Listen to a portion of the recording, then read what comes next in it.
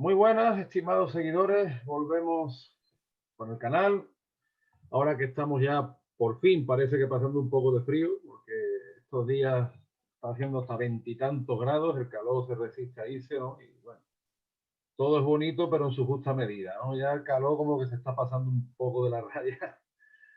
Y hoy, como les prometimos, venimos con el pana Emilio Costa Ramos a hablar de los supuestos hechos diferenciales, centrándonos más pues en el mapa de la península ibérica y sus territorios adyacentes, ¿no? Muy buenas, Emilio, de Venezuela Colonial. ¿Qué tal todo? ¿Todo bien? Hola Antonio, bueno, encantado de una vez más estar en tu programa, con tu invitación.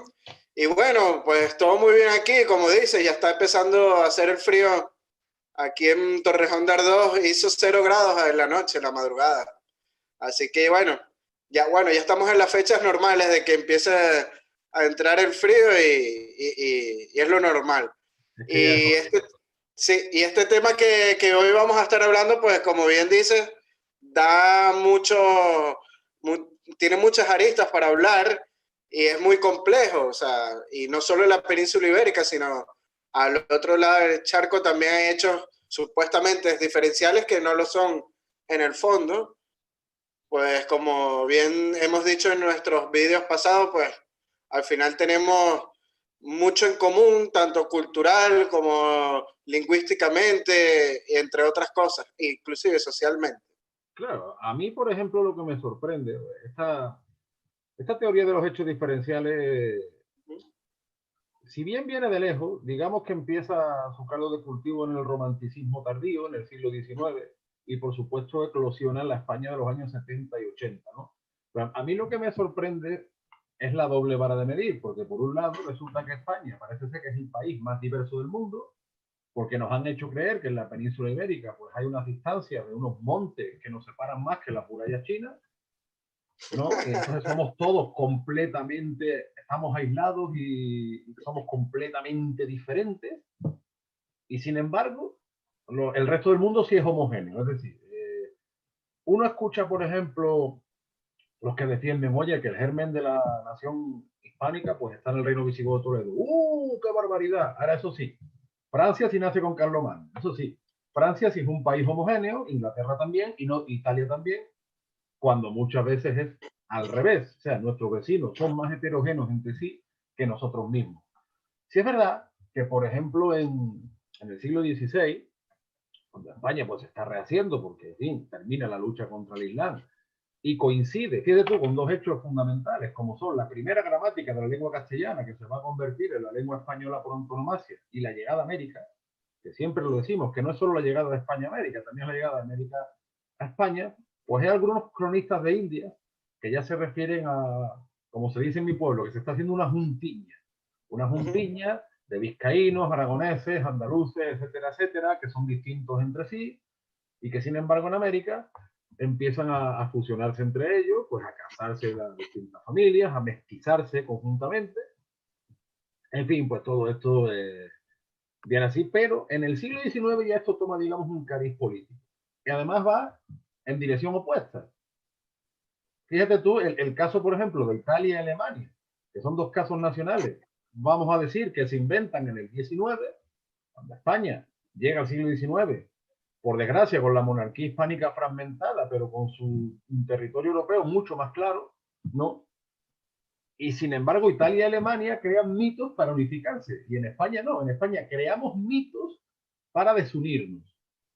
Entonces, yo siempre acudo al sabio polígrafo Ramón Menéndez Pidal, que intentó con sus grandes estudios, pues sobre... Hay dos libros que yo recomiendo particularmente de Menéndez Pidal, que son Los españoles en la historia, Los españoles en la literatura, que son vídeos cortos, perdón, libros cortos, relativamente fáciles de leer, donde a través de eso, de la historiografía y del mundo literario, pues pone en común todo ese acervo que hay en España, que además también tiene su reflejo en América, porque él defendía, por ejemplo, él hablaba mucho de la poesía gauchesca, de la influencia de los godos en la epopeya hispánica, en fin, una serie de cosas que... ¿no? Y como aquí hemos recorrido el camino contrario, ¿no? O sea, es como parte de nuestro realismo mágico. ¿Qué nos inventamos para ser diferentes? ¿Qué nos inventamos para odiarnos? ¿Y qué nos inventamos para desunirnos? Precisamente cuando el mundo va por otro lado. ¿No es un poco así? No, y tienes razón, el mundo tiende más a unirse en los últimos años. Vemos organizaciones políticas como la Unión Europea, que busca supuestamente la unión de los países europeos, e inclusive en Hispanoamérica también ha habido algunas de este tipo de organizaciones políticas que buscan la unión, como UNASUR, que tienen cierto trasfondo político. Pero bueno, se ha hecho el intento, ¿no? Siempre de unir los países. Pues en España vamos como a la inversa, tratar de desunirnos. Y como tú bien dices, pues en el siglo XVI pues hubo mucha inmigración peninsular y canaria a América, al otro lado del charco. Y es verdad que se unieron muchos vascos, muchos andaluces, muchos extremeños, muchos canarios en el otro lado del charco, pero siempre se mantenía la identidad española, porque vemos que cuando llegaron a la isla de lo que hoy es República Dominicana y Haití, la llamaron la Española.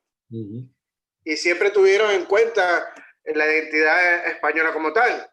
Cortés, cuando llegó a México, le puso al virreinato Nueva España, siempre estuvo España presente como un todo, dentro de un conjunto. Así Tú que que es bueno eso. tuviste la suerte de entrevistar a Iván Vélez, gran discípulo de la Escuela Filosófica de Gustavo Bueno. Iván Vélez siempre lo dice, bueno, si España no existe, si España es un mito, ¿por qué Cortés habla de Nueva España? ¿No? Y si nos ponemos a ver los documentos de la época, en el Archivo General de India vamos a conseguir la palabra España millones de veces nombrada en los documentos. O sea, que España, o sea, es algo que ya existía, inclusive antes de los Reyes Católicos también hay documentación que nombra España. O sea, es algo que tiene mucha antigüedad este término y este uso.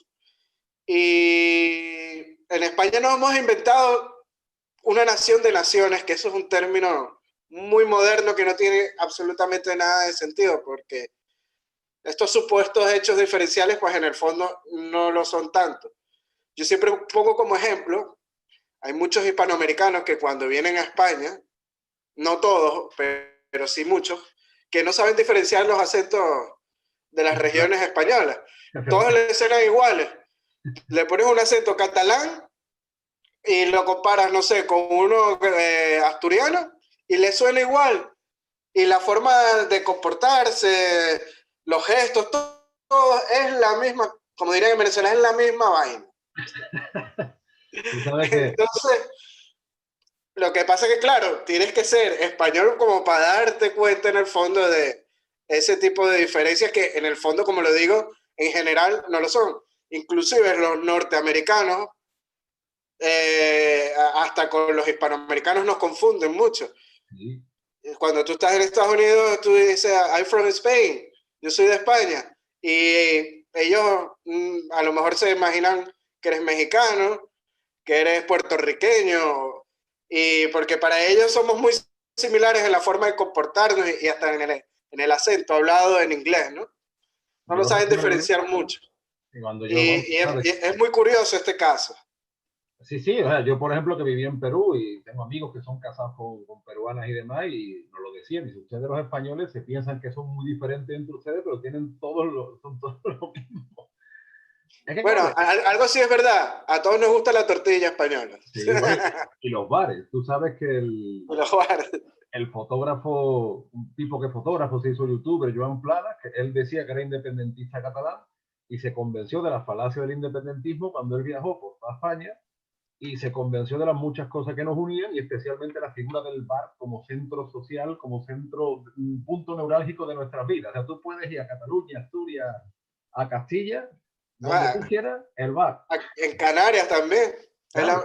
El bar, es así. Entonces, lo curioso es que vivimos en un mundo donde muchos que se dicen antirracistas, tolerantes, que las razas no existen, sin embargo, vamos a emplear ese término, ese palabra, racializan absolutamente todo. Y hay que decir que los movimientos disgregadores, todos, no falla, tienen, por así decirlo, un motivo supuestamente racista. Esto es así. caso del nacionalismo vasco es un caso que nace a finales del siglo XIX por Sabino Arana, y sus pretensiones eran absolutamente racistas. Él nos llama al resto de la península maquetos, que es un término que se inventa, ofensivo, porque eso es otra cosa.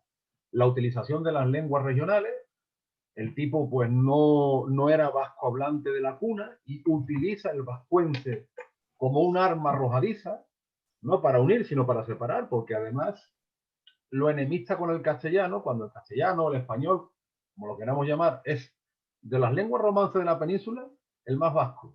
Hemos heredado mucho de la fonética vascona. Hay quien dice que el castellano surge cuando los vascos hablan latín, algo así, ¿no? Bueno, pues tiene bastante influencia, porque de hecho el castellano nace pues entre Cantabria, La Rioja, Burgos, ¿no? Una tierra pues que está en contacto permanente con los vascos, porque no se entiende el incipiente condado de Castilla sin los vascones y los cántabros. Es que no se entiende, o sea, son parte activa de esa parte tan importante para la historia de España. Pero claro, ¿cuál es la teoría? Los vascos son un pueblo aislado, son una raza aparte, son puros, nunca se han mezclado en las cuitas de España, por tanto tienen derecho a la independencia. Y no solo la independencia, sino que Navarra, también para ellos, parte de Castilla, parte... Aquí, como se dice en mi pueblo, anda que también vienes dando. O sea, es una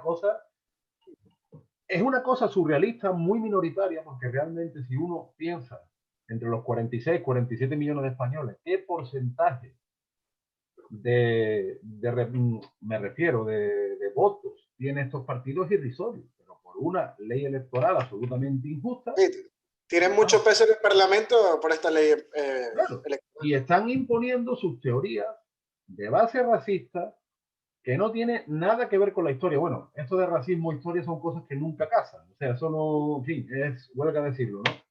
Pero además basado en el odio, cuyos tentáculos muchas veces van a América.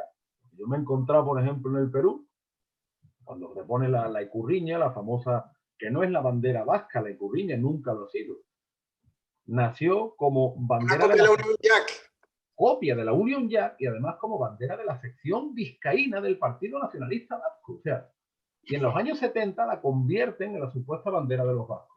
Entonces, en Hispanoamérica, tú lo has vivido en Venezuela, yo lo he vivido en Perú, los tentáculos del Partido Nacionalista Vasco pues se presentan como no, muy buena gente, muy buen rollito, que venimos aquí a reivindicar. Que vienen a ayudar a las familias vascas. Nada más lejos de la realidad. Y además, el problema es que, como dice Iván Vélez, lo vuelvo a nombrar, que tú entrevistaste, es que España está financiando a grupos que están proyectando su destrucción con mentiras y con odio, porque eso de que los vascos no han participado en la historia de España, eso, mira, en fin, fueron los primeros pobladores de Castilla, participan activamente, por así decirlo, en la génesis de nuestro idioma, en la Reconquista.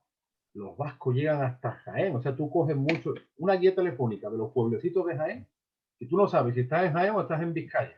Eso le gusta mucho a mi amigo el filósofo Manuel Fernández Espinosa, desde aquí le mando un saludo, porque él lo dice, e incluso en Jaén se han encontrado lauburus, el famoso símbolo, que el lauburu no es privativo de las actuales tierras vascas. Tú lo miras, es una esvástica, probablemente de tipo céltico, porque esas esvásticas curvas suelen estar relacionadas con el mundo celta.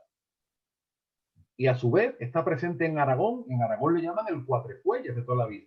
Finalmente, los vascones, los pueblos iberos, los pueblos celtas se cruzan del Cantábrico a los Pirineos. Y hay muchos símbolos que son compartidos, y en lo que hoy en día son las provincias vascas, que se les llama vascongadas, que a día de hoy se creen que esto es un término ofensivo, ¿no? No, sí, que lo inventó Franco, algo así. Claro, vascongadas, que además hay una teoría que viene de vasconizadas, porque los vascones son pueblos de esa zona pirenaica y que van bajando y que en las actuales provincias vascas pues se encuentran con pueblos celtas, con pueblos iberos, que bueno, hay una teoría de que el vascuence sería la lengua ibera, ¿no? Prerromana, pero no deja de tomar mucho del latín.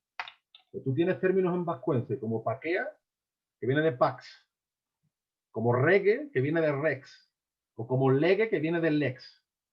O sea, fíjate qué términos tan importantes y los toma del latín y además, pues, como hemos dicho, su intervención en el español es fundamental. Además, ¿qué decir, Emilio, de la contribución vasca en América? Bueno, la contribución vasca en América es enorme. Inclusive, antiguamente los vascos, antes del siglo XIX, se sentían orgullosamente españoles. Tenemos el caso de Blas de Leso, que fue el defensor de Cartagena de Indias, y más español que él no había. Un férreo defensor de España y de la corona hispánica, y casos como Blas de Leso, pues montones en la historia. Inclusive la contribución vasca en América es gigante. Tú que estás hablando ahora del PNV y sus tentáculos en América, pues muchos círculos de este partido político, por lo menos en Venezuela, les gusta siempre buscar una ascendencia vasca a los libertadores de Venezuela. Por ejemplo, con Bolívar siempre lo sacan a relucir, ¿no?, de su ascendencia vasca. Inclusive yo cuando estuve en Bilbao hace como unos 10 años, allá en Bilbao a Bolívar se le tiene mucha consideración.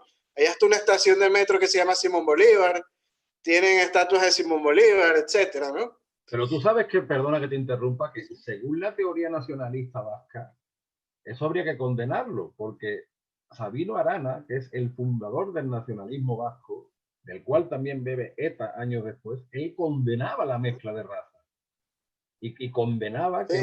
que uno no tuviera 8 apellidos vascos o 10 o 20 o 40. Por tanto, es un poco contrasentido que esta gente vaya a América y haga ese circo que tienen montado cuando precisamente su teoría condena eso. O sea, es que es una, de verdad, es parte de nuestro realismo mágico. ¿No? Y toman a Simón Bolívar como una especie de ícono, porque como luchó contra el Imperio Español, pues ellos lo toman como un ícono a seguir y tiene sus orígenes vascos, pero Simón Bolívar también tenía sangre canaria, ¿no? ¿Qué cosa? Claro, y sangre alemana también. Sí, y bueno, y son cosas que se ven al otro lado del charco que hacen estos partidos políticos, reivindicando a Bolívar, a Anzoátegui, que es otro vasco libertador venezolano, por llamarlo de alguna manera, ¿no? Y los tentáculos van mucho más allá de este tipo de reivindicaciones que hacen, pues lo que buscan es el apoyo para su proyecto político separatista al otro lado del charco, en América.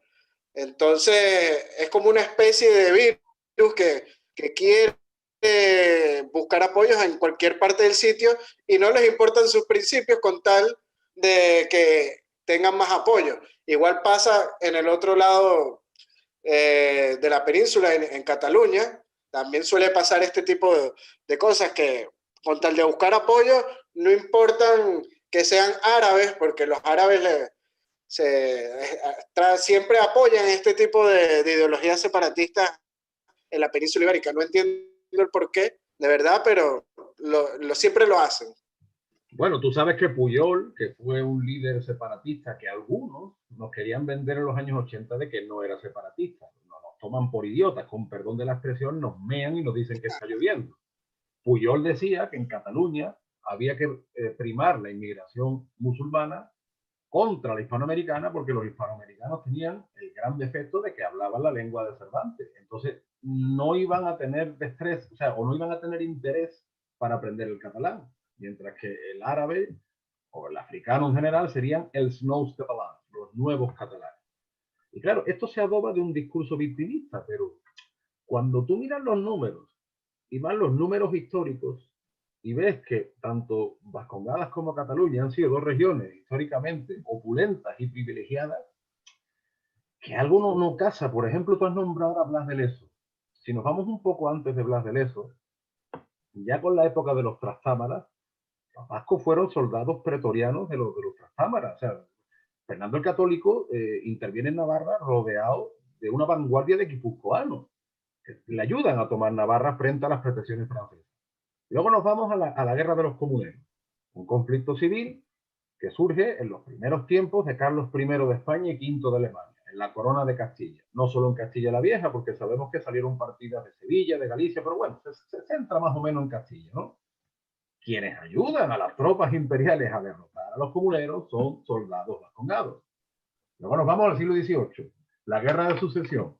Austria por un lado, Borbones por otro. los vascongados y los navarros, que nos pretenden vender que es exactamente lo mismo cuando no lo es, son dos regiones distintas, pero bueno, fueron absolutamente leales a la dinastía borbónica. Blas de Lezo es un caso arquetípico. Pero es que, por ejemplo, se dice mucho que si Felipe V le dio mucha caña a los catalanes, a los valencianos, ¿por qué no? Pero nunca se habla del montón de privilegios que van sumando y ganando desde los cámaras.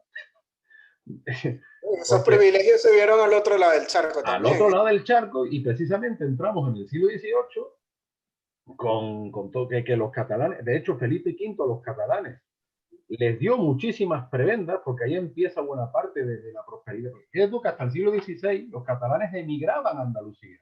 Y en el siglo XVIII se va rompiendo el monopolio andaluz americano, que fue una época floreciente de 3 siglos. Sí, que los Borbones abren los puertos de España a América. Beneficiando además con un proteccionismo económico al textil catalán descarado, y los vascos, bueno, tú lo has visto con lo que el caso de la Compañía Guipuzcoana de Caracas. Correcto. Ese es el mejor caso de las prebendas que recibieron los vascos al otro lado del charco. Tanto así que eso generó tensiones en Venezuela, porque en Venezuela había muchos canarios, pero el poder lo estaban concentrando los vascos. No solo con la Compañía Guipuzcoana, también hubo algunos capitanes generales vascos y mucho control de la Real Audiencia y funcionarios vascos en Caracas. Entonces, pero en Canarias, como había mucho, perdón, en Venezuela, como había mucho canario, ellos manejaban el comercio y el control de la compañía hacía pues que se vendieran los productos en muy bajo precio. Y esto hizo que los canarios se levantaran en contra de este mal gobierno de Vasco, por decirlo de alguna manera, porque estaban perdiendo dinero y bueno, la población venezolana, criolla y mestiza y mulata, pues apoyaron a estos canarios contra el levantamiento, contra las autoridades vascas en Venezuela. Que ojo, fue un levantamiento en contra de, como he dicho, de las autoridades vascas en Venezuela, más no contra el rey de España. Porque muchos en Venezuela también lo toman como que es un levantamiento contra España y contra el rey. No, fue contra estos cargos vascos que gobernaban la Capitanía General de Venezuela. Pero date cuenta que aunque hubiera sido así, entonces los representantes del rey eran los vascos, ¿no? ¿Qué quedamos, sí, claro. ¿No? Eran los vascos, pero sabes que allá en América, en aquel momento, pues todos eran monárquicos, la mayoría. Y levantarse contra el rey era como muy mal visto. Y entonces como que los delegados del rey pues estaban haciendo mal su trabajo. Ellos pensaban y razonaban de esa manera en aquella época. Bueno, y de hecho en la época borbónica, que muchos dicen, la teoría del nacionalismo catalán es que Cataluña fue una nación independiente hasta el principio del siglo XVIII que entraron los Borbones. Bueno, porque ya está, ¿no? Pero, sin embargo, nos damos cuenta de que lejos de ser perjudicados, son muy beneficiados, y en el siglo XVIII en Venezuela también se da una irrupción de catalanes que, de hecho, incluso ya un siglo después, los catalanes de Cumaná le plantan cara a Bolívar. No, y no solo en Venezuela, también lo vemos en Cuba. Todo el entramado industrial que tuvo Cuba, la mayoría fue de manos catalanas. Y no solo Cuba, en Puerto Rico también se ven estos casos. Hay un claro ejemplo, la compañía de Ron Bacardí, valga la publicidad, ¿no? Bueno, a ver si nos patrocinan, a ver si nos animan a patrocinar. A ver si nos patrocinan, ojalá que nos patrocinen. Los fundadores de esta compañía son catalanes que emigraron a Cuba y fundaron esta compañía. O sea, le dieron muchas prebendas a los catalanes en las islas del Caribe. Y la industria textil catalana, su principal cliente eran Cuba y Puerto Rico. Claro, y no solo eso, también los negocios sucios, los negocios negreros que estuvieron en manos de estas familias catalanas, como un antepasado, un ilustre antepasado de Artur Mas, que fue pues, un destacado y corrupto líder separatista catalán. Eso de corrupto y separatista en España va muy unido, Y bueno, pues tiene sus antepasados negreros, que eso no entra en la memoria histórica oficial, pero también hubo muchos catalanes implicados en la trata negrera. Pero claro, esto... Luego, te das cuenta, por ejemplo, que esto se ha trasladado a otras regiones donde este sentimiento, si bien en Vascongadas en Cataluña pues era minoritario, en otras regiones todavía menos. Entonces, en Argentina, por ejemplo, pues ser gallego es el arquetipo de ser español. Y ahora hay argentinos que no entienden cómo en Galicia también hay una mitología separatista que parte de un hecho diferencial también étnico. Nosotros somos celtas, ¿no? Especialmente Galicia y Asturias, pues somos celtas, nos hemos mantenido puros, somos Asteris y Obelis de la península, mientras el resto, pues son mestizos. Es la teoría también del nacionalismo vasco. Los castellanos ya son impuros, los catalanes también lo decían. Prat de la Riba, que era un líder nacionalista catalán, decía que su arma era el odio. Curiosamente, lo mismo que decía el Che Guevara muchos años después. A mí me da risa eso que dices de los gallegos de sangre pura, ¿no? Ojo, no todos los gallegos piensan así. No, no, por supuesto. Estamos hablando de los separatistas. De los separatistas, exacto, porque la mayoría de los gallegos que yo conozco se sienten muy españoles, hay que decir. Pero siempre está el grupito, que en Canarias también lo tenemos, de que no se sienten españoles y son separatistas. Pero, ¿sabes que hubo un estudio científico de ADN en Galicia y en donde más presencia hay de sangre árabe en España es en Galicia, justamente? Creo que concretamente del norte de África, más que árabe, ¿no? Del norte de África. Y eso se debe, pues, que cuando la Reconquista dispersaron a la población musulmana en toda la península ibérica, pero mucho más hacia el norte, hacia la parte de Galicia. A esto es que se debe eso, ¿no? Y estos separatistas, pues, se creen raza pura y no entienden que la península ibérica y mucho más Hispanoamérica, pues somos un mestizaje de todas partes y rincones del mismo antiguo imperio español. Pero fíjate tú lo curioso del tema, que uno de los teóricos del nacionalismo gallego, Castelao, él era abiertamente tinabasí. Y, por ejemplo, donde más arqueología celta hay en la península no es en Galicia, es en Castilla. Álvaro Cunqueiro, que es un escritor que a mí me fascina, que era un regionalista gallego, yo creo que sensato, él se mofaba mucho de esa teoría celtista y decía que en Galicia no había habido más celtas que todos los socios del Celta de Vigo. Siempre hacía esa broma. Porque finalmente Galicia, en el mundo antiguo, es el Finisterre, el fin de la tierra, y los celtas pues se superponen a poblaciones indoeuropeas ya existentes.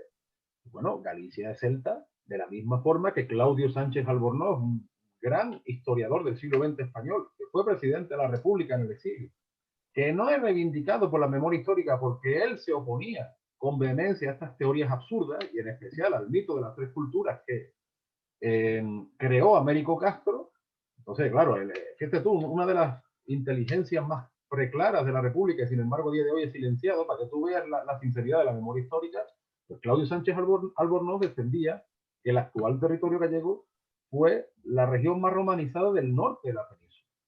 Luego las oleadas germánicas que recibe Galicia con los suevos y los godos. Y luego que Galicia, como otras tantas regiones del norte, se convierte en refugio de cristianos que huyen del centro y del sur de la península del poder musulmán. Son los llamados mozárabes, los cristianos que se quedan bajo el poder musulmán, pero que con el paso de los siglos van emigrando al favor de los reyes de León o incluso de los condes de la actual Cataluña. Claudio Sánchez Albornoz tiene documentado muchos lugares de la actual Cataluña donde hay muchos cristianos procedentes de Córdoba, porque se acogen al favor de los nobles para poblar aquellas tierras, etcétera. Bueno, y no solo en Galicia, eso pasó también en el País Vasco, en Navarra, claro. en todo el norte de España. Todo el norte es refugio de cristianos, por tanto, y luego con la Reconquista, esto lo decía Álvaro Cunqueiro, porque Castelao decía, no se le puede llamar Reconquista porque no había nada que reconquistar. Hombre, fueron los gallegos los repobladores de la tierra de campo, que va de comarca que se extiende de Castilla a León. Los gallegos repoblaron muchas partes de Andalucía. Hombre, es como los vascos. O sea, la Reconquista de Sevilla intervienen los marinos vascos y cántabros. O sea que esta intervención histórica a uno y a otro lado de la península, primero por los cristianos que se refugian, luego por los repobladores y luego el encuentro que hay de toda España en América. Es que claro, y además el tema celta. Oye, tan celta era Extremadura como Galicia. Parte de Andalucía también fue celta. Es que los celtas no es privativo de Galicia, es que los celtas no inventaron la gaita. A ver si me entiendes, es que estamos hablando, porque el folclore, tú sabes que a mí me gusta mucho siempre bichear el tema del folclore, se usa en España como un arma arrojadiza. Los bailes gallegos, la muñeira, en Galicia también hay jota, que es un baile extendido por toda la península, y que incluso algunos ven el germen de la jota, fíjate tú, las idas y las vueltas. Los canarios que estaban en Sevilla, dice que bailaban una danza de punta y talón, como pegando saltitos, y muchos intérpretes italianos llevaron ese baile, esa música a otros lados. Y esos bailes de punta y talón, la jota, o luego salen que si las seguidillas, los boleros, están extendidos con diversas formas por toda la península y las islas, e incluso por Hispanoamérica. Claro. La flauta herreña, por ejemplo, la flauta de la isla del Hierro de Canarias, tiene un sonido agudo que tú te lo encuentras en la flauta rociera, te lo encuentras en el chistu vasco. ¿Qué te digo yo? Jotas hay, desde Navarra hasta Tarifa. En Tarifa hay jotas y en Córdoba. Las sevillanas, por ejemplo. La sevillana es un baile que tiene mucha influencia de la sevilla manchega y tiene un toque de fandango. Y el fandango es una música que se forma por las idas y las vueltas. No es algo que venga de un filtro puro, ancestral. Sí, tiene su parte ancestral, pero que va mezclándose, que va encontrándose. Y es más, el gallego es una lengua romance, no es una lengua celta. Claro. Y los gallegos no se rigen por el derecho. Muy emparentado con el portugués, por cierto. Portugués y más fonéticamente parecido al castellano. Yo, por ejemplo, claro, que hablo portugués, yo te digo, cuando tengo que leer algo en gallego, pienso en portugués, pero cuando tengo que escucharlo, prefiero pensar en castellano porque si no me confundo. Sí, porque la pronunciación que utilizan es muy del castellano. Claro. Y hemos llegado sin sentido, fíjate, yo cuando trabajé aquí en Madrid para una empresa gestora que pagábamos los impuestos de los inmuebles de toda España, nos llegaban facturas de Galicia para pagar el IBI, creo que era Lugo, si no me equivoco, la región, y todo estaba en gallego. No estaba en castellano, o sea, yo me imagino a alguien que no hable gallego, que viva en Galicia, o sea, es un sinsentido, o sea, para pagar un impuesto que es algo muy importante para la recaudación del gobierno, pues no les importa, lo ponían todo en gallego. O sea, hemos llegado a estos sinsentidos de verdad, ilógicos y tan tontos, y al final somos lo mismo. Es que hay buena parte de la península donde ya no se puede estudiar en español. Ya no, o sea, tú no puedes estudiar en Galicia, no solo en Cataluña, es que los nacionalistas, no los catalanes, los nacionalistas o los separatistas catalanes han impuesto su política en Valencia, en las Islas Baleares. Y todo esto te dicen, no, claro, es que esto viene por culpa del centralismo de Madrid. Pero tú te das cuenta que cuando ellos llegan al poder en sus taifas caciquiles, son los más centralistas del mundo. Porque ahora los separatistas catalanes dicen que el valenciano es catalán, que el balear es catalán. Y todo se hace como digan ellos. Los separatistas vascos igual, les da igual que Álava, por ejemplo, casi nunca se haya hablado vascuence, no. Es más. En La Rioja, yo tengo familia en La Rioja. Ajá. Y el poder político que tienen estos partidos nacionalistas vascos en La Rioja es inmenso, de verdad, increíble. Y tú lo ves inculcado en la población y le van a equipos vascos, o sea, la influencia es gigante. Pero es que fíjate tú, cuando hablamos del folclore, te das cuenta de la mentira y de cómo utilizan todo como un arma arrojadiza, porque el vascuence era una lengua que tenía como 5 o 6 dialectos, que algunos dicen bastante diferentes entre sí, más que otros romances, o sea, que lengua romance, yo lo desconozco, no puedo aseverarlo, pero sí conozco vascoblantes que me han dicho, mira, hay más diferencia entre un dialecto y otro del vascuence que entre el castellano y el portugués, por ejemplo. Yo lo dejo ahí, no lo sé. Lo que sí sé es que lo que hoy en día se estudia como el vascuence o el euskera en los colegios, no tiene nada que ver con la realidad vascohablante que se mantuvo hasta hace 40 o 50 años. Porque lo que han hecho es un puré de los 5 o 6 dialectos por gente que no era hablante, que no era euskalduna de cuna. Y si cogemos es que ya en el siglo XIX era muy minúscula la cantidad de personas que hablaban el vasco. Claro. Y entonces lo que han hecho es un puré de esos 5 o 6 dialectos que se lo han cargado y aprenden, o sea, y te imponen una cosa que luego, si cogemos un vasco hablante de hace 50 o 60 años, eso no lo entiende. Y aquí viene otro mito. Es que con Franco estas lenguas estaban prohibidas. Y esto no es una defensa del franquismo, no, no, no. Vamos a ver, vámonos a los hechos. Hasta los años 40 hubo prohibiciones, por supuesto absurdas, aquí no vamos a defender eso nunca, pero aquí en los años 40 eso se acaba. Yo he visto libros de Cunqueiro y de autores que escriben en gallego, en catalán, de los años 50, pero si las primeras icastolas, que son las escuelas de inmersión lingüística vasca, vienen de la época de Franco. Si a Franco en Lérida se le recibía Benvingut al Lleida, no sé de qué estamos hablando, porque claro, van a decir, sí, pero es que con Franco la única lengua oficial era el español. No, hoy, año 2020, en la République Française, la República Francesa, la lengua oficial es el francés. Se estudia en francés. En Italia, la única lengua en la que tú puedes estudiar es el italiano. Habiendo en Italia una diversidad dialectal muchísimo mayor, y yo he estudiado con italianos, he trabajado con italianos, y todos coinciden en eso, y tú estudias en italiano. Y sin embargo aquí nos han metido una cantidad de milonga, que como tú dices, además no es solo el caso vasco y catalán, porque está en Galicia, ojo, y en Andalucía, donde la gente se siente muy española, en mi tierra, pero también nos han colado una serie de bolas que es que dan vergüenza ajena por la excusa además del folclorismo. Por ejemplo, el flamenco, que es un fenómeno musical que nace en el siglo XIX, y nos pretenden vender pues que el flamenco vino aquí con los omeyas y Sí. que es algo que se ha mantenido porque antes del flamenco no se hacía música, según esta teoría, ¿no? Antes del flamenco no, la música nos la traen los árabes, porque antes aquí la gente no... Entonces, claro, es un filtro puro que aunque se cante en castellano, porque el flamenco no se canta, pero bueno, vamos a obviar eso, ¿no?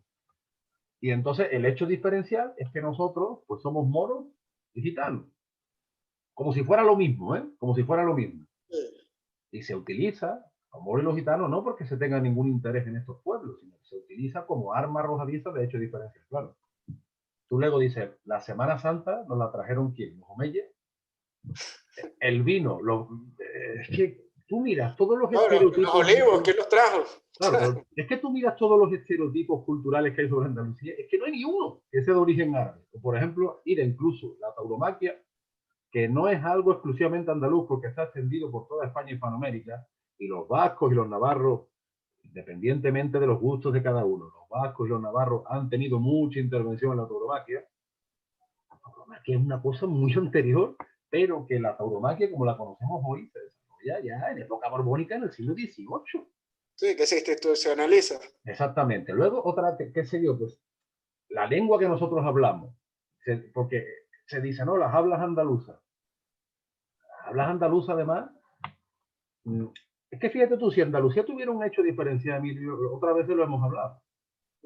Coño, pues diríamos, hemos sido nosotros, vamos a ponernos en plan grandilocuente, ¿no? Los que hemos llevado la lengua española a América, porque el primer gramático era Elio Antonio de Lebrija, porque los barcos salían de Sevilla, por la intervención. Y la mayoría de la inmigración era andaluza. En los primeros años, pues no, aquí hemos escogido un hecho diferencial que resulta que bailamos flamenco porque nos lo trajo Boabdil, desde los aterramanes hasta Boabdil el Chico, ¿no?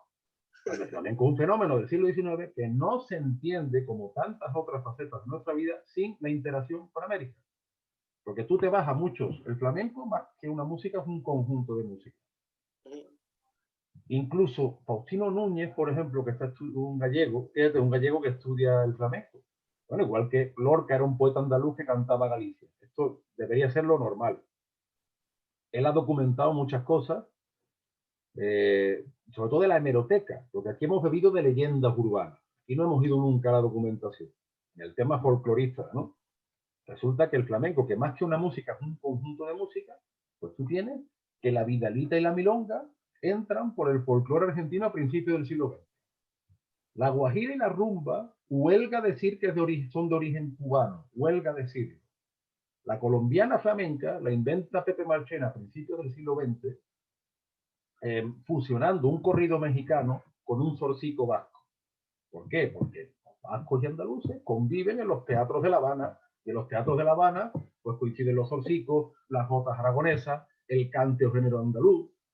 Entonces, de la petenera flamenca, que decían, eso viene, yo qué sé, de los saudíes. No, la petenera es una música que está documentada en México y que no está solo en Andalucía, que también está en Valencia.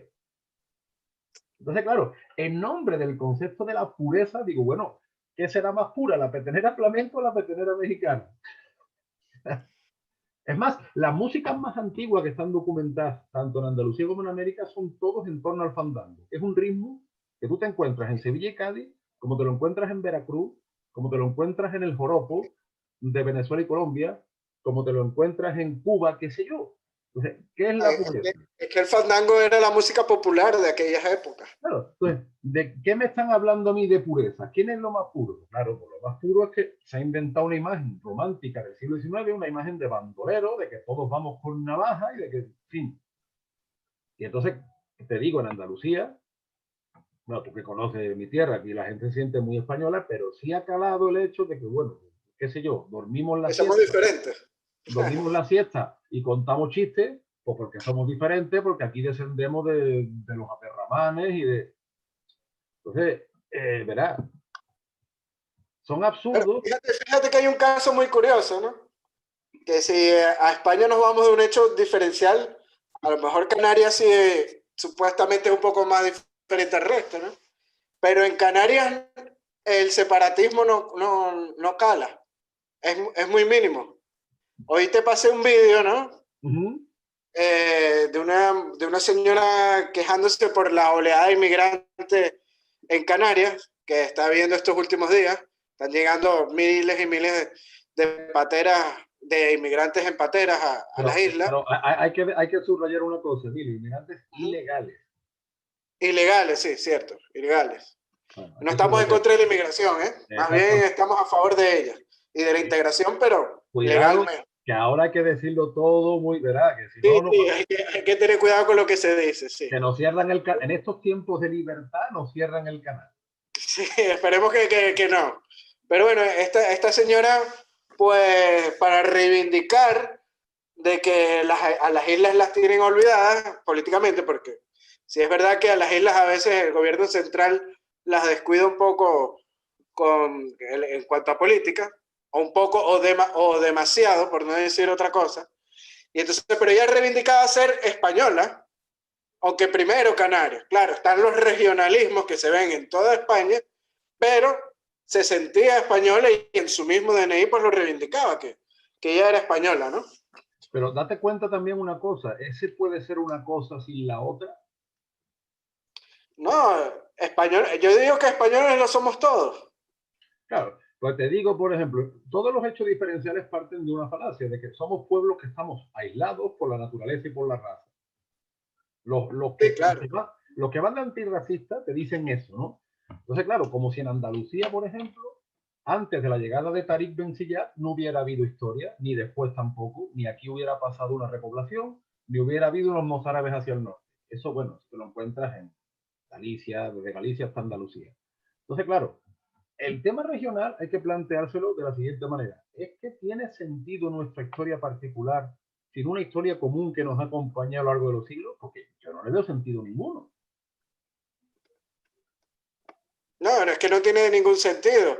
Igual pasa al otro lado del charco, ¿no? Que vemos supuestos hechos diferenciales y al final no se dan cuenta que es que éramos el mismo país hace 200 años.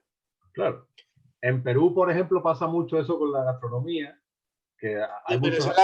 también. Yo lo digo con cariño, por favor, que no se ofenda a nadie cuando te dicen, tú llegas allí muchas veces y te dicen, uy, el arroz con leche es típico peruano, o el ceviche es típico peruano. Claro, es más, el arroz con leche no es ni siquiera español, en el sentido de que también está en Portugal y Brasil. Incluso parece ser que también están los moriscos expulsados al norte de África, o sea que el arroz con leche sería ibérico, por así decirlo, ¿no? más que... O el ceviche, que está extendido por toda la costa del Pacífico, desde México hasta Chile, con sus diferencias, pero al final es lo mismo, es que es lo mismo que el folclore, tiene sus diferencias. No, y en Venezuela hay una especie de ceviche también que le llaman rompecolchón. Me imagino por qué. Porque tiene ciertas cosas afrodisíacas, ¿no? Trae. A mí me hacía gracia que en Perú hay un trago típico del Amazonas que le dicen el rompecalzón. Calzón, que en español, Calzón. en España, perdón, lo asociamos a lo masculino. Los calzones, el calzón en Perú es braga, en España. Entonces, bueno, rompecalzón le llaman. Sí, hay unos nombres muy curiosos, ¿no? Pero bueno, hablando de estos hechos diferenciales gastronómicos, en estos días con nuestro amigo John Ricaute, un saludo, Un pues saludo para estábamos John. hablando de esto de las arepas, ¿no? Entre Venezuela y Colombia, que siempre hay una pelea sin sentido entre colombianos y venezolanos de quiénes son las arepas, pero es que las arepas cuando llegaron los conquistadores y hablan de las crónicas, pues es que en todos estos territorios se consumía, y de hecho hasta en México vemos que existen arepas también que se le llaman gorditas, solo que ellos las rellenan como los tacos, pero es la masa de la tortilla de maíz famosa, es igual que la de Colombia y la de Venezuela. Claro, en Perú, por ejemplo, hay un dicho que dice, fulano es más peruano que la papa. Y la papa es un caso parecido al arroz con leche. O sea, más que de la actual nación peruana, sería algo andino, igual que el arroz con leche, pues algo ibérico, por así decirlo. O sea, pues en Perú, por ejemplo, entre Perú y Chile se disputan el origen de los picarones, que son un dulce de miel muy rico, que tú te El fijas, pisco. el pisco, pero claro, el pisco sí es una población peruana documentada en el siglo XVI, que la primera simiente de vid que se plantó allí procedía de Canarias. Curioso esto. Pero a lo que voy, por ejemplo, con el picarón es un buñuelo acriollado, varía en su composición un poco, pero al final es un dulce de miel que todos los españoles cuando llegamos allí nos recuerda a los buñuelos. Entonces, claro, cuando tú ves, por ejemplo, todos estos puntos de unión, si es que mira, la península volvemos a lo mismo. Por ejemplo, en la Sierra del Gastor en Cádiz hay un instrumento aerófono que le dicen la gaita gastoreña, que es como un cuerno y parece un sonido de pastor. Tú te lo encuentras eso en Extremadura, te lo encuentras también en la gaita serrana madrileña y te lo encuentras en Vascongada, que allá le llaman la alboca. Entonces, lo que tú te encuentras entre los picarones y los buñuelos, entre las arepas, entre las papas, después te lo De encuentras las en el hallacas picarón. también, es otro hecho. Pues. ¿Y eso Que las cómo es? hallacas es muy parecido Al al tamal. que el tamal que está extendido de México al Perú. Sí, y en Venezuela le dicen hallacas. Sí es cierto que tiene algunas diferencias, pero es lo mismo. Claro, igual que por ejemplo, aquí hay quien dice que el gazpacho es una receta, algunos dicen que de los mozárabes, pero el gazpacho tiene tomate. Y el tomate es aquí. Mira, otra imagen muy asociada al romanticismo y a esa Andalucía de las mil y una noches es la chumbera. Lo que llamamos el higo chumbo, que creo que en Perú se le dice tuna, puede ser, ¿no? Me digo, el chumbo en Extremadura es buenísimo, de muy Claro, buena calidad. hay muchas litografías del siglo XIX donde se representa el chumbo, la chumbera, como algo típico de los moros, que trajeron los moros, cuando la chumbera es algo americano, que está presente desde México al Amazonas. En México hay unas chumberas de 3 metros, Además, gigantescas. muy característico incluso de los actuales Estados Unidos. También, en Estados Unidos también se consiguen, ¿sí? Me refiero que es algo autóctono del continente americano, que de las muchas cosas que de América trajeron a España, y sin embargo en el siglo XIX se creó la leyenda que era algo que los moros habían traído a Andalucía, que eso es otra cosa igual. Andalucía es diferente, porque aquí estuvieron los moros como si en el resto de la península no hubieran estado. Y yo he hablado con amigos del norte y me dicen, no, aquí los moros nunca llegaron. Digo, perdona, un poquito de por favor, que los moros llegaron a arrasar Álava. Los moros o los musulmanes o como lo queramos llamar. Y que la presencia musulmana es mayor en el tiempo en Valencia que en Córdoba. Y que la población morisca, es decir, los descendientes de esos musulmanes ibéricos, eran grupos mucho más compactos en Valencia y en Aragón de lo que lo podían ser en Sevilla, que estaban mucho más dispersos y demás, que habían emigrado mucho antes a África. Que por eso fue que la expulsaron de Valencia. Claro, la expulsión realmente afectó mucho más a Valencia que a Andalucía. Mucho más, porque aquí en Andalucía esa población estaba mucho más dispersa. Sí. Y de hecho hay una teoría que... Fue una caída económica fundamental para Valencia en aquel momento, cuando la expulsión yo creo que además, fíjate, hay una teoría de las mejor que he visto yo documentadas en el siglo principios del 17, porque los gitanos se cree que llegan a la península a finales del 15, y en el siglo del 17 parece que como que hay un aumento de población gitana, y algunos dicen que puede ser que muchos moriscos dijeran que eran gitanos para evitar, digamos, el problema religioso. También hay quien dice que muchos negros de Sevilla y Cádiz acaban mezclados con los gitanos y también muchos castellanos, en fin, que ese mito también de que los gitanos son un pueblo puro desde que sale de la India, que no se mezcla con nadie, es falso. Y en Andalucía más falso todavía. Incluso Faustino Núñez, que antes yo lo comentaba, en muchos cantes que se supone que son los cantes más hondos, él ha visto rasgos de guitarra que también se ven en América. Entonces, al final te das cuenta de que esta teoría de los... Oye, y que vamos a ver, que no estamos diciendo aquí que seamos robots, que todos tengamos que... En fin, todos tenemos nuestros acentos, nuestras cosas. Pero que esa teoría de los hechos diferenciales son teorías que han nacido o que se han propagado muchas veces desde lo artificioso para generar odio por gente que va de tolerante o para generar supuesto anticentralismo por la gente que es la más centralista del mundo, para sus intereses. Pero sabes que deberíamos de aprender mucho en ese sentido de Hispanoamérica. Porque en Argentina, por ejemplo, que es un país súper nacionalista, pues hay muchísimos hechos diferenciales entre alguien del norte de Argentina, como lo puede ser Salta, o un porteño, que son los de la gente de Buenos Aires, o alguien de la Patagonia, pues hay muchas diferencias entre ellos, pero todos se sienten argentinos, en el fondo. No, Y claro, deberíamos de aprender de eso. además Argentina son 6 de España, creo, una cosa así. O sea, Claro, no, claro. Pero bueno, ya, pero trasladándolo un poco a los tiempos actuales, porque al final es que somos lo mismo, ¿no? Todos somos hispanos. Pero estos hechos diferenciales no tienen por qué separarnos, más bien simplemente pues es algo que nos enriquece a las características culturales de nosotros como hispanos. es que fíjate tú que, digo, ya dispuestos a rizar el rizo, yo soy de Sevilla, del interior, de la comarca de las Jarafes, pero de una serie de pueblos que nuestro acento, nuestra forma de ser, tiene más en común con la provincia de Huelva, que la tenemos a 20 kilómetros, que con muchas zonas de la misma ciudad de Sevilla. O sea, que si me pongo yo a rizar el rizo, a ver quién es más particular que otro, yo te distingo perfectamente a alguien que es un pueblo a 4 kilómetros del mío, nada más que lo escucho hablar, pero no porque yo sea muristo, sino porque, pero no ya mi señora que es peruana, sino que tú, a lo mejor te parece que hablamos igual.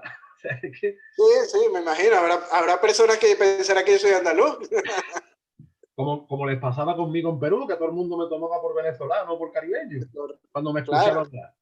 Pero a lo que voy es eso, que si nos ponemos a rizar el rizo, o de ardea, pues nos separamos, ¿no? Y ya está. Que al final separarnos es debilitarnos, porque como hemos dicho muchísimas veces en los vídeos que grabamos, en la unión está la fuerza, y más en estos tiempos de globalización, donde si nos ponemos a ver, todo el resto de culturas tienden a unirse. Los chinos se están tratando de unir, lo que es Taiwán con la China continental, los anglosajones están tratando de unirse, y ahí vemos que Inglaterra se salió de la Unión Europea para poder unirse con sus antiguas colonias de la Commonwealth y Estados Unidos. En cambio nosotros, bueno, aquí todo es a separarnos, Y a a hacer un reino inventarnos. de taifas en la península ibérica, y en Hispanoamérica a echarnos cuchillos y ser xenófobos el uno con el otro. Entonces, Y bueno, y en Estados Unidos cada vez tienen más demandas de profesores de español, mientras que aquí estamos vetando el estudio del español. O sea, que es que de verdad, vamos para atrás como los cangrejos. sí, sí, es el realismo mágico, que creemos que es algo privativo de Hispanoamérica, pero nada, el realismo mágico lo tenemos aquí hasta los tuétanos también. No, En fin, es que somos más parecidos de los que pensamos, en el sí, fondo. por eso deberíamos aprovechar todo nuestro acervo común para profundizar nuestras virtudes y alejarnos ya de tanto profundizar nuestros defectos, que ya está bien, de verdad, que ya está bien y que hay que coger toro por los cuernos y que abandonemos de una vez esta teoría de los hechos diferenciales que no tiene ni pies ni cabeza, no tiene base histórica y lo que hay son intereses muy negativos, muy oscuros y que siempre los beneficiarios son otros, porque si dijera, mira, es que nuestras regiones van a salir beneficiadas, que no, que van a ser presas de otros más grandes, que siempre pasa lo mismo. No, es así, lo vemos con las independencias en Hispanoamérica. Quien fue beneficiado de eso fue justamente de los países anglosajones, Estados Unidos, que al final se convirtió en la superpotencia que hoy en día es, ¿no? Y aparte, España, al perder su continuidad con América, pues quedó relegado a una nación desde tercera, cuarta, quinta fila, mientras que, como tú dices, pues los anglosajones se erigían como potencia absoluta, ¿no? En fin, Emilio, no sé si habremos arreglado la gran cosa, pero por lo menos que no se diga que no hubo quien lo avisó, que no hubo quien lo trató. A ver si no nos cierran el canal después de este programa. Sigan Esperemos a... que no, porque creo que ha sido muy educativo y que puede sacar muchas dudas a la gente, ¿no? Sí que es verdad, por lo menos vamos a intentarlo. Sigan al pana Emilio Acosta Ramos en Venezuela Colonial. Volvemos la semana que viene, si Dios quiere. Emilio tiene ahí un as en la manga, ¿no? Que estamos hablando estos días de los canarios en América, desde la Luisiana hasta el Uruguay. Vamos a preparar ahí algo que espero que les guste a nuestros televidentes, se diría, ¿no? Televidentes, espectadores, YouTubers, nuestros youtubers. YouTubers. Ay, Dios mío. Estamos aviados. Entre que hay regiones que discriminan, bueno, no regiones, sino separatistas que quieren discriminar al español, y entre los anglicismos estamos jodidos, con perdón de la palabra. Pero eso nos enriquece mentalmente. Sí. Así que nada, Emilio, muchas gracias. Como siempre, un placer charlar contigo y nos vemos en la próxima.